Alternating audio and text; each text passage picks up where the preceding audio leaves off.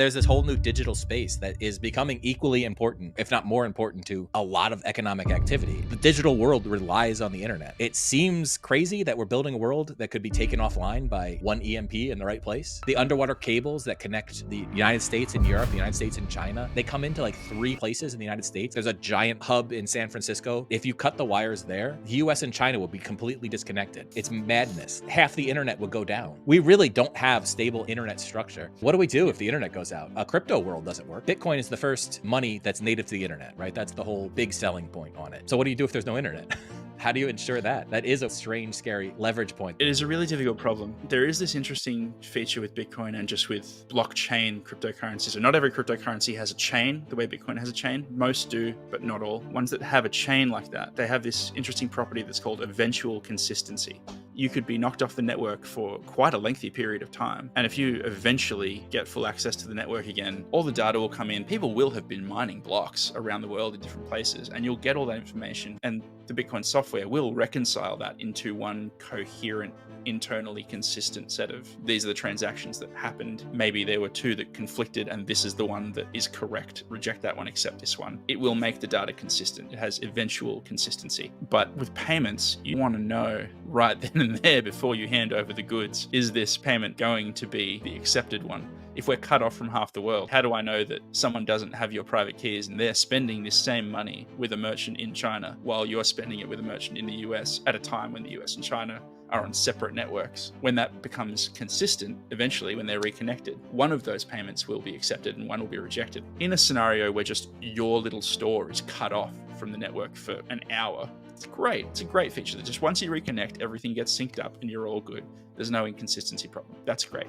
But if you're going to spend a month cut off from a large portion of the world, it's a problem. How do you reconnect it back up? Probably what would happen in that scenario is that you would end up with a hard fork. You would end up with 2 separate cryptocurrencies, Bitcoin US and Bitcoin China, and they would just stay separate. There'd be an exchange rate between them, and I think that's all we probably could do. There would still be duplications in there. That would not be a clean fork necessarily, because people would have spent the same Bitcoin twice. Yeah, and worse, if you spend it in only one of the jurisdictions, but someone sees that transaction, you've signed that transaction. So if you haven't spent those coins at all in the other network, someone can take that transaction and port it over and make it happen in the other one, like a transaction replay attack. If the world internet is divided and disconnected for any multi-day period, there's going to be some real problems with basically every single cryptocurrency. I don't have the technical know-how to really even address this, but if you were going to, from first principles, build an internet that was safe and stable and had redundancy and backups, entire world economy would crash from being disconnected for a day. How would you build it so that it couldn't happen? Is it possible? It's the crossing the sea thing that's the really difficult part. It's very, very difficult to do that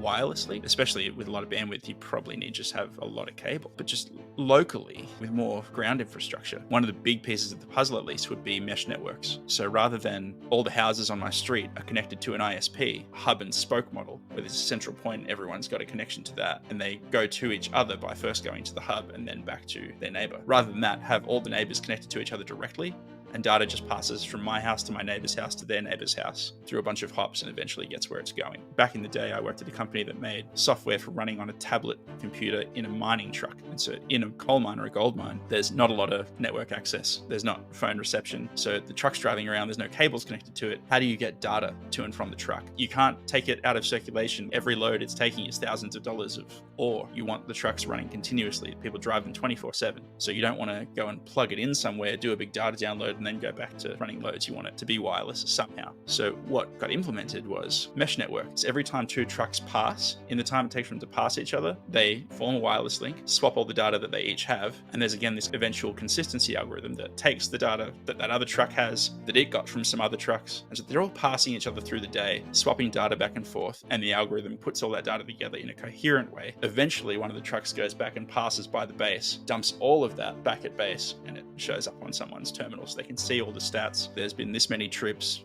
there was this weight of ore taken, we got this much final product out of that load of ore, and tracking all the stats. I imagine since there's multiple passes of multiple trucks, there's redundancy built in. If one link doesn't form, you just hit the next truck. Exactly. Yeah. Decentralization is an resilient. amazing thing. The less centralized you get any network or any system, essentially, the more resilient it is, but it comes with some other problems. You get more resiliency, but less efficiency. Yes. Sometimes you have to trade efficiency for resiliency. Thomas Sowell, there's no benefits, just trade-offs, right? There's nothing good or bad. Everything's a trade-off. If you realize the downside of not having a resilient internet when everybody depends on it, if the internet just went down and reset, there was that giant EMP over New York City, it's really devastating what could happen, and we're just not prepared for it. I've got to assume, like, some of the most critical components around Wall Street and whatever, I have to assume some of them are in serious Faraday cages where they're actually EMP immune. You would hope so, but I don't trust these people's competency. They seem so reckless on so many things they do. The 2008 is a perfect example. 2008 was the culmination of a bunch of really, really reckless behavior based entirely on greed and short-sightedness. They do not think long-term. They really think, what's going to get me paid? What's going to get me my Hamptons mansion? And then let the world burn, like the lab stuff that we're probably going to get banned from YouTube for saying. What they did, the hubris of the scientists, they had no idea what they were creating and unleashing onto the world. They knew they were creating something, and they thought, oh, we'll just see. The arrogance and the hubris it takes to do that and unleash it on the world, even though you know it's accidentally, probably accidentally, might be a bioweapon, who knows. But just the hubris to create it in the first place and think you can play God like that, you could literally wipe out the world with the arrogance that these people have. So that's why I don't know that everything is backed up and redundant as much as we want to think. It seems like the world is so suicidal right now. These institutions, they don't care.